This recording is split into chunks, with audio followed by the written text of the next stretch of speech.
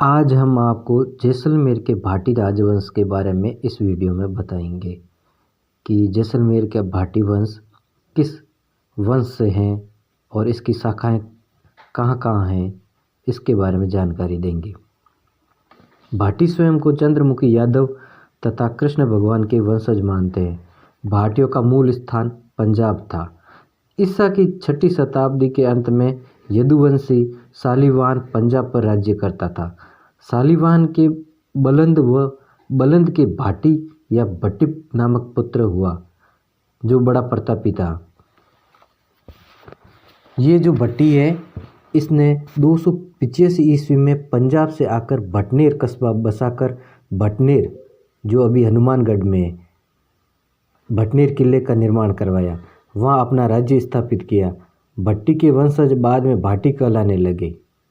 भट्टी या भाटी राजवंश का मूल पुरुष, आदि पुरुष या संस्थापक कहलाता है।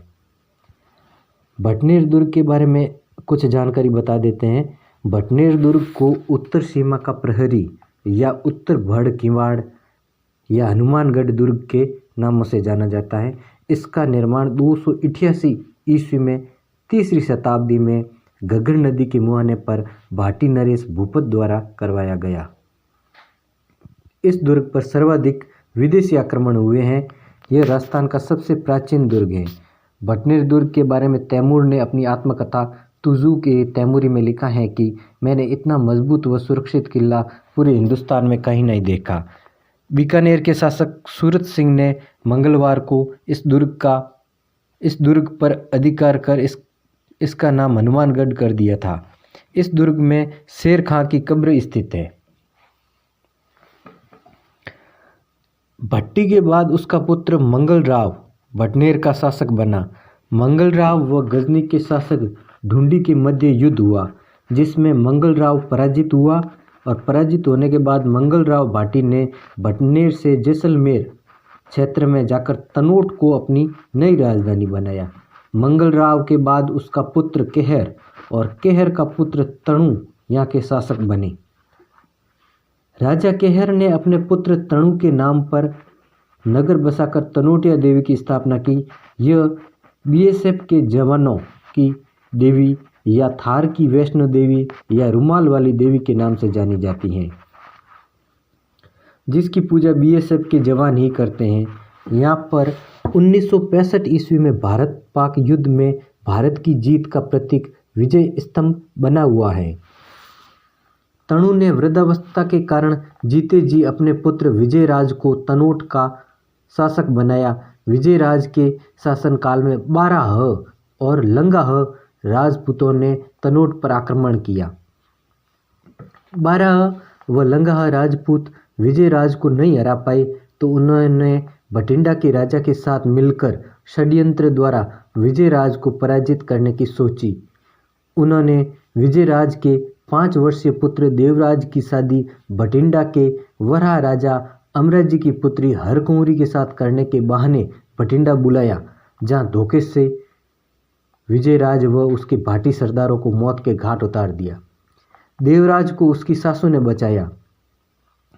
12 व लंगाह राजपूत वहां से तनोट आए, जहां विजयराज का वृद्ध पिता तणु शत्रुओं से युद्ध करते हुए वीर गति को प्राप्त हुआ। उसके बाद शत्रुओं ने तनोट में आम जनता का कत्लेआम कर दिया। देवराज ने अपने पिता व दादा की मौत का बदला लेकर वापस हारे हुए क्षेत्रों पर अधिकार कर तनोट की जगह लोद्रवा को अपनी नई राजधानी बनाया। देवराज ने स्वयं को महारावल की उपाधि दी।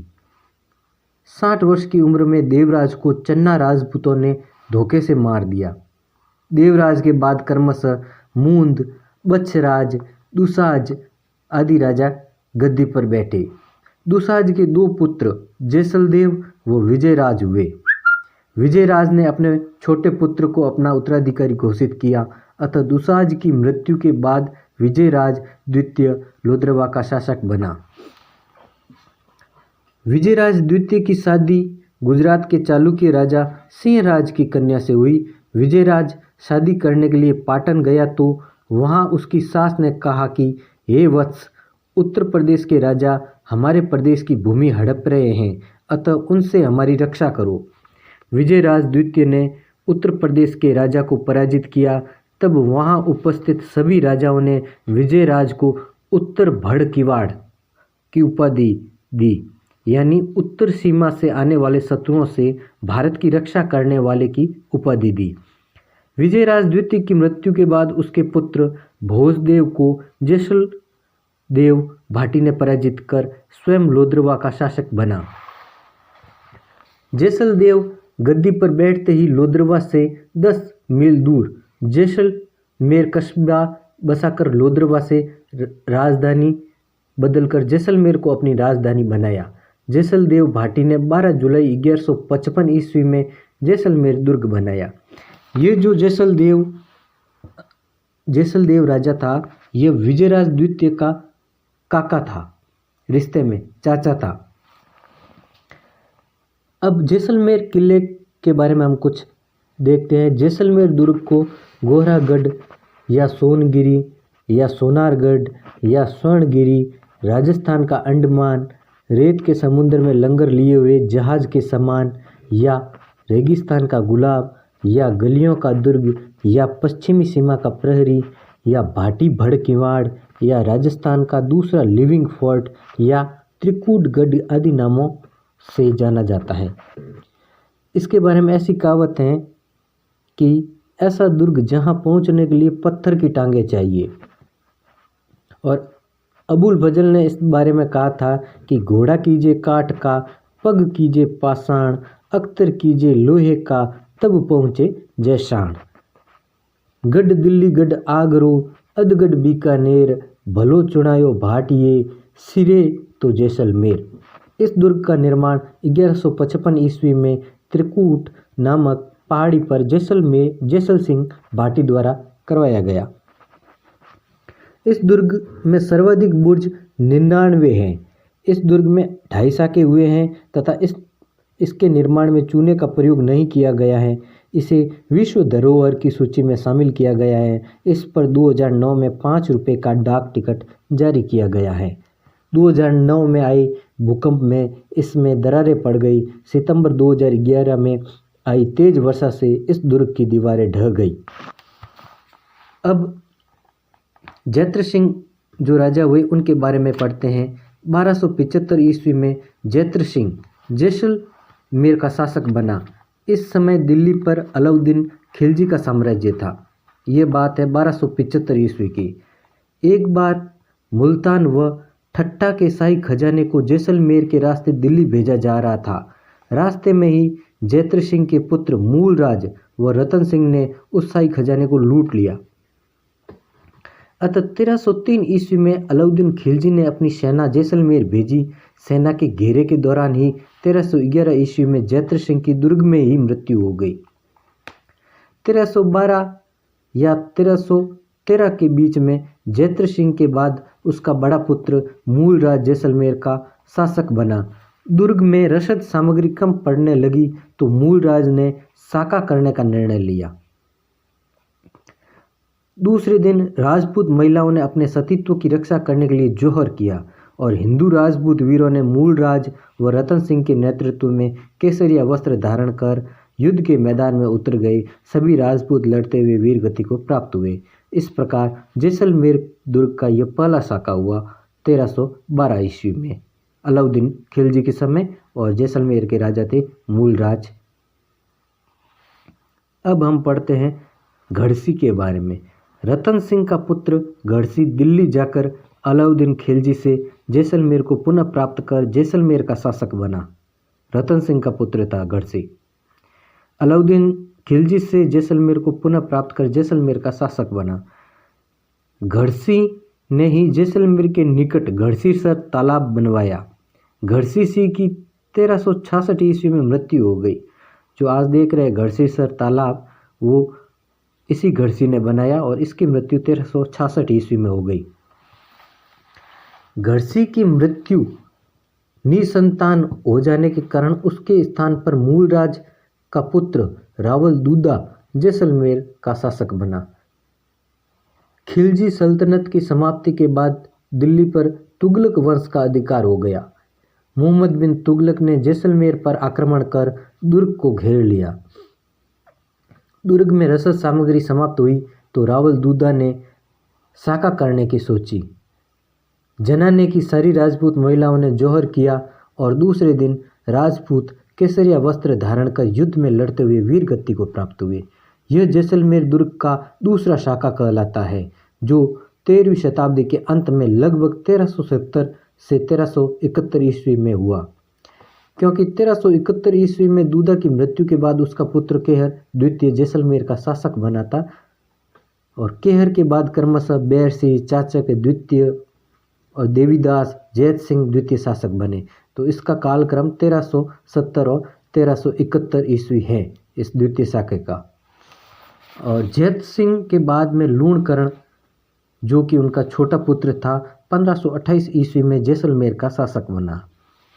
लूणकरण के 9 पुत्र व 3 पुत्रियां थीं।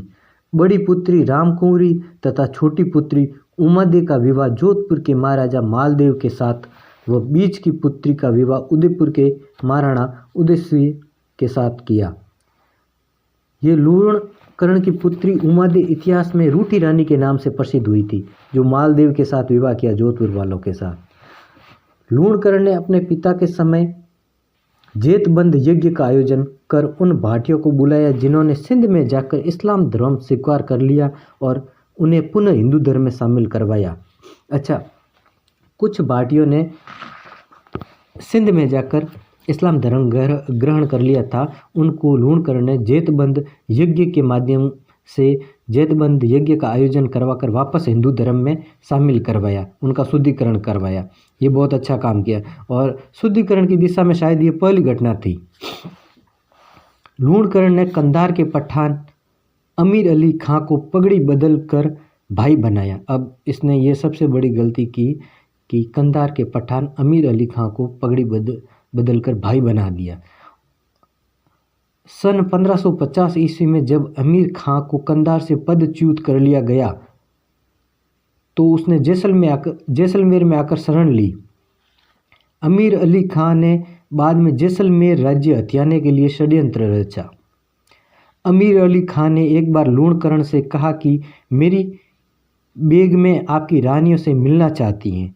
लूणकरण ने अनुमति दे दी, क्योंकि उसने तो पगड़ी बदल कर भाई बना दिया तो अब वो विश्वास तो करेगा ही। तब अमीर अली खान ने डोलियों में हथियार सहित अपने सैनिकों को बैठाकर दुर्ग में भेज दिया। दुर्ग में पहुंचते ही इस षड्यंत्र का पता राजपूतों को चल गया कि भाई दुर्ग इन डोलियों में बैग में नहीं है, कुछ हथियारबंद सैनिक है। इसका पता राजपूत सैनिकों को चला। दुर्ग में पहुंचते ही इस षड्यंत्र का पता राजपूतों को चल गया। दोनों सेनाओं के मध्य युद्ध हुआ, जिसमें लूणकरण सहित राजपूत सैनिक मारे गए। ये सिला मिला इनको भाई बनाने का। रानियों के सतीत्व की रक्षा हेतु राजपूत महिलाओं का कत्ल कर दिया गया। ओहो, सभी राजपूत महिलाओं का कत्ल कर दिया गया। इस घटना को जैसलमेर में आधा साका की संज्ञा दी गई। इस युद्ध में अमीर अली खां भी मारा गया, वो भी मारा गया। ये अच्छी बात हुई।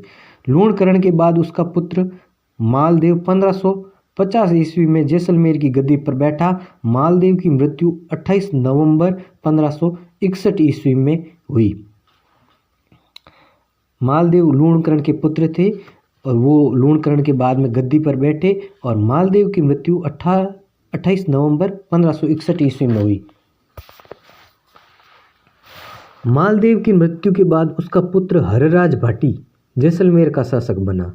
हरराज भाटी ने जयपुर के राजा भारमल के कहने पर 1570 ईस्वी में नागौर दरबार में उपस्थित होकर अकबर की अधीनता स्वीकार कर अपनी पुत्री का विवाह अकबर के साथ कर दिया।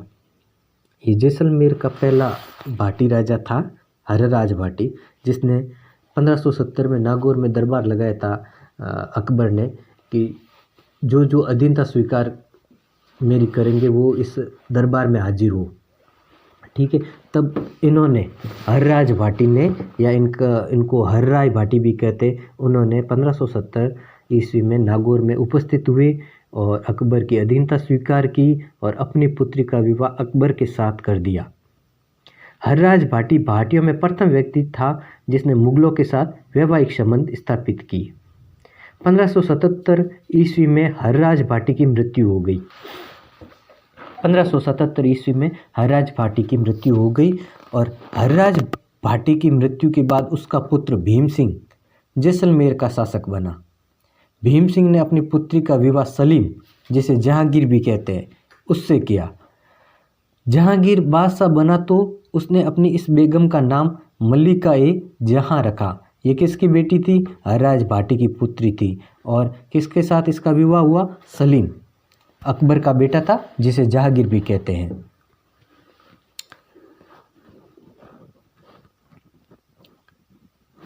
अब अगले राजा का नंबर है मूलराज ने।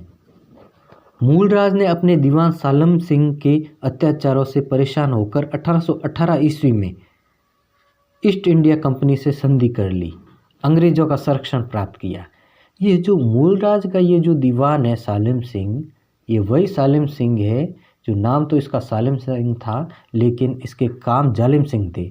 कुलदरा वाली कहानी, जहाँ पर जो वहाँ के वो पंडित थे उनको भगाया था कुलदरा गांव से, क्योंकि इसने उस ब्राह्मण कन्या के साथ विवाह करने की सोची और कहा कि इस कन्या का मेरे साथ विवाह कर दो।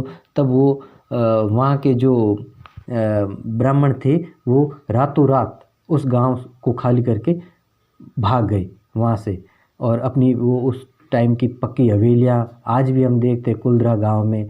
जो पालीवाल ब्राह्मण थे वो उनकी पड़ी है हवेलियाँ, और ये वही सालिम सिंह था, और जो था किसके समय? मूलराज के समय। और मूलराज खुद इससे परेशान था, सालिम सिंह के अत्याचारों से परेशान होकर 1818 ईस्वी की बात है, 1818 ईस्वी में ईस्ट इंडिया कंपनी से संधि कर अंग्रेजों का संरक्षण प्राप्त किया।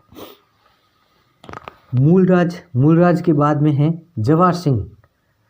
जवाहर सिंह जैसलमेर का अंतिम शासक था, जिसके शासनकाल में स्वतंत्रता सेनानी सागरमल गोपा को 3 अप्रैल 1946 ईस्वी को केरोसिन का तेल छिड़ककर जिंदा जला दिया गया था सागरमल गोपा को। किसके समय? जवाहर सिंह भाटी के समय। ये घटना कब है? 3 अप्रैल 1946 की।